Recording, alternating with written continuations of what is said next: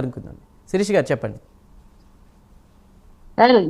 మోడీ గారి గురించి మేడం చెప్తున్నారు, కానీ అమలు చేయట్లేదు, ఇచ్చిన హామీలు అమలు చేయట్లేదని ఇందాక కృష్ణవేణి గారు చెప్పారు. ఇంకొక 2, 3 విషయాలని మేము ముందుంచుతానండి. పిఎం ఆవాస్ యోజన అని చెప్పి ఇళ్ల రిజిస్ట్రేషన్ మహిళల పేరిట చేయటం ద్వారా వాళ్ళకి ఆస్తి హక్కుని, అలాగే ఆత్మవిశ్వాసాన్ని కల్పించడం అనేది కూడా అందులో ఒక భాగం అండి. అది కూడా మన గౌరవ ప్రధానమంత్రి గారు తెచ్చినటువంటిదే. అలాగే నమో డ్రోన్ దీది అని చెప్పి గ్రామీణ మహిళలు ఎవరైతే ఉన్నారో రైతు వారి కుటుంబాలు, వాళ్ళకి డ్రోన్ ఆపరేషన్ శిక్షణ ఇస్తూ వారికి ఉపాధి కల్పించి వ్యవసాయ రంగంలో వాళ్ళని సాధికారత సాధించడానికి ఉపయోగపడేలా చేయటం అండి. ఇకపోతే ముద్ర యోజన ఇందాక కృష్ణవేణి గారు చెప్పారు. మహిళా పారిశ్రామికవేత్తలు మహిళల్ని చిన్న చిన్న కుటీర పరిశ్రమలను పారిశ్రామికవేత్తలుగా ప్రోత్సహించడానికి హామీ లేని రుణాలను అందించటం. ఇకపోతే సుకన్య సమృద్ధి యోజన ఆడపిల్లల భవిష్యత్తుకు విద్యా వివాహం కోసం పొదుపు పథకం అండి. అది కూడాను గౌరవ ప్రధానమంత్రి గారు తెచ్చినటువంటిదే. ఇకపోతే లఖపతి దీది స్వయం సహాయక సంఘాలు ఏవైతే ఎస్హెచ్జి మహిళల ఆదాయాన్ని ఏడాదికి 1 లక్ష కంటే ఎక్కువ సంపాదించేలా చేయటం. ఇవన్నీ కూడాను మన సెంట్రల్ గవర్నమెంట్ వాళ్ళు తీసుకొచ్చినటువంటివే. కాబట్టి అసలు ఏమీ అమలు చేయటం లేదంటే వాళ్ళ రాష్ట్రాల యొక్క బాధ్యత కూడా ఉంటుందండి. వాటిని ఇంప్లిమెంట్ చేయటంలో రాష్ట్రాల యొక్క బాధ్యత కూడా ఉంటది. కాబట్టి మరి విపక్షాలు ఈ బిల్లుని ఎందుకు ఆపిపెడుతున్నాయి? కారణాలు ఏమంటారు? మీరేం చెప్తారు? రాజకీయ కారణాలేనండి. యాక్చువల్ గా నేనైతే ఒక మాట అంటాను, ఇప్పటి వరకు అగ్రవర్ణాల మహిళలకే వస్తాయి.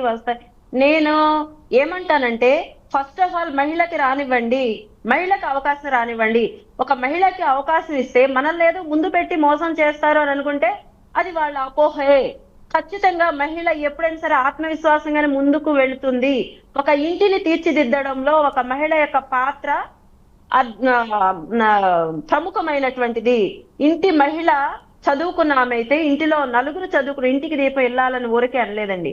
అలాంటిది ఒక మహిళకి అవకాశం రావటం అనేది ఇక్కడ ఇంపార్టెంట్. ఆ 33% రిజర్వేషన్ కల్పించడం అనేది అమలు కావడం అనేది ఇక్కడ ఇంపార్టెంట్.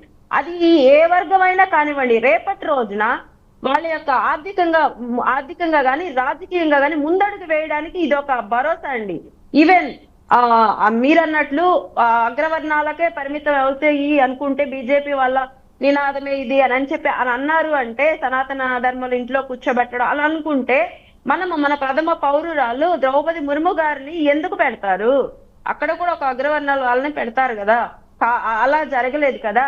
మేమందరము రేపు చరిత్రలో కూడా సల్యూట్ కొట్టుకునే విధంగా మా మహిళలకి, మా పిల్లలకి, మాకు ఆడబిడ్డలుంటే ఆ పిల్లలకి మన ప్రథమ పౌరురాలు ద్రౌపది ముర్ము గారు ఒక గిరిజన బిడ్డ, ఇది చెప్పుకుంటామండి ఖచ్చితంగా. కాబట్టి మహిళకు అవకాశం కల్పించడం అనేది ఇక్కడ ప్రాముఖ్యమైనది. ఆ తర్వాత నెక్స్ట్ అడుగు అనేది పడుతుందండి. ఖచ్చితంగా ఎస్సీ, ఎస్టీ, బీసీ, ఓబీసీ వాళ్ళకి ఖచ్చితంగా ప్రాధాన్యతనివ్వటం అనేది జరుగుతుంది. ముందు ఏ రంగంలోనైనా మహిళ ఉన్నదా లేదా అనేది నేనైతే చూస్తానండి ఖచ్చితంగా. రైట్. అణగారిన వర్గమా కాదండి. అణగారిన వర్గాల నుండి అగ్రవర్ణాలకు వెళ్లాలన్న ఉద్దేశంతోనే ఈ అవకాశాలన్నీ కూడా, ఈ బిల్లులన్నీ కూడా పెడుతుంది.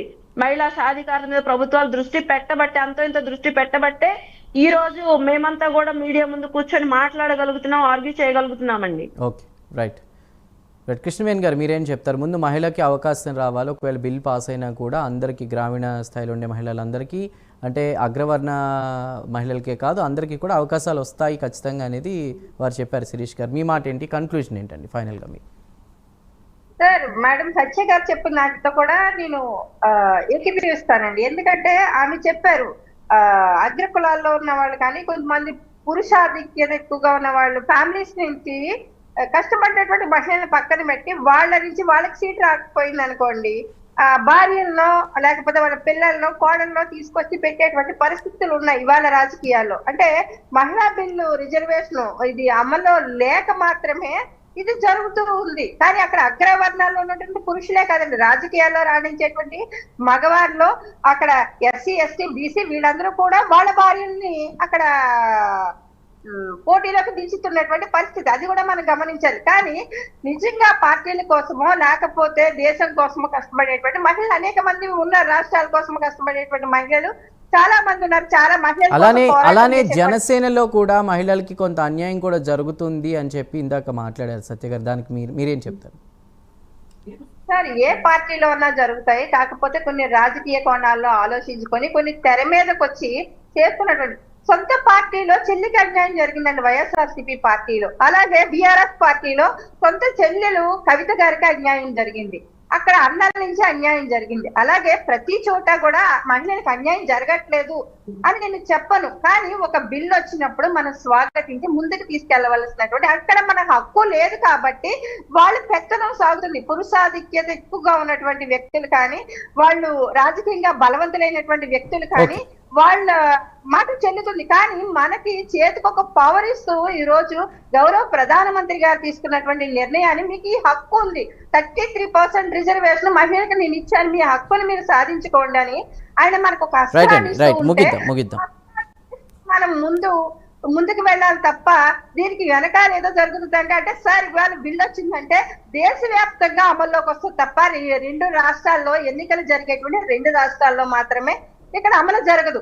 ఈ బిల్లు పాస్ అయిందంటే దేశవ్యాప్తంగా జరుగుతుంది. అది కూడా సత్య గారు గమనించాలి. రైట్ సత్య గారు, ఫైనల్ గా మీ వర్డ్స్ ముగిద్దామండి, కంక్లూడ్ చేయండి.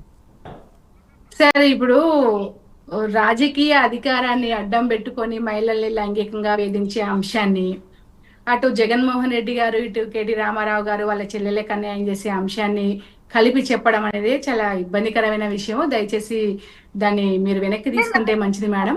ఎందుకంటే ఇది ఒక అధికారాన్ని అడ్డం పెట్టుకొని మహిళల్ని వాడుకోవడం అనేది, మహిళల్ని లైంగికంగా ఇబ్బంది పెట్టడం అనేది, వాళ్ళ జీవితాల మీద దెబ్బ కొట్టడం అనేది సరైంది కాదు.